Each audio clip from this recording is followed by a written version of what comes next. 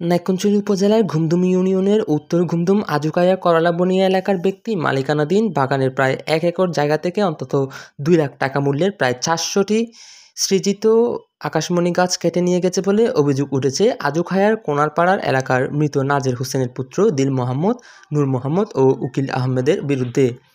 মঙ্গলবার ২৫শে মার্চ সকাল আনুমানিক ৮টার দিকে আজুখায়া এলাকার ২৭১ নং তুমব্রু মৌজায় ইয়াহিয়া নামীয় ২৫ একর আকাশমণি গাছের লিজ প্লট থেকে চুর সদস্যরা গাছ কেটে নিয়ে যাওয়ার সময় বাধা দিলে উল্টো হুমকি দেন বাগান পাহারাদার হামিদুল হককে।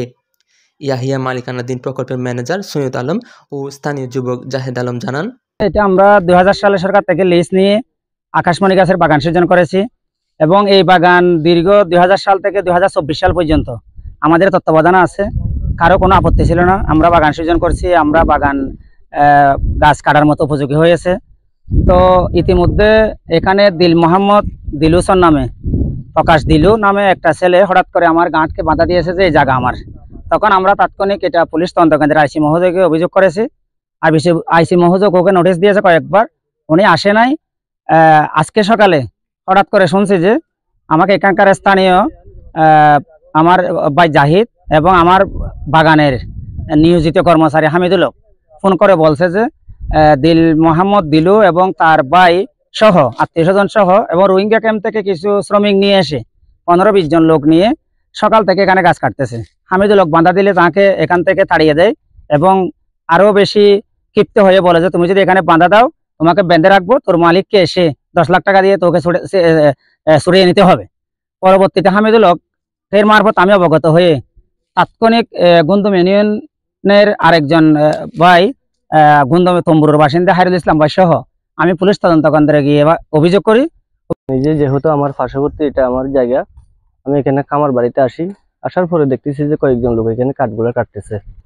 তখন সৈয়দ আলম ভাইয়ের আমি টেলিফোন করে বলি যে এই ব্যাপার, এখানে কাঠগুলা কাটতেছে, তো বিষয়টা কি? বাগান তো কোন একটা ব্যক্তিরে আপনি বিক্রি করছিলেন, এটা আমি জানি বা আমি শুনছি। তো আমিও দেখতেছি যে কয়েকজন লোক এখানে স্থানীয় লোকজন আশেপাশে তাদের জায়গা আসে, তারা আবার কাঠগুলা কাটতেছে। তো কাঠগুলা কাটার পরে সৈয়দ আলম ভাই পুলিশ নিয়ে আসার পরে দেখতেছি যে তারা পালিয়ে গেছে। তার মানে তাদের যদি কাঠগুলা নিজেদের হইতো তারা তো ওইভাবে পালিয়ে যাইতো না। নিজেদের যদি কাঠ হইতো ওইভাবে তো পালানোর কথা ছিল না।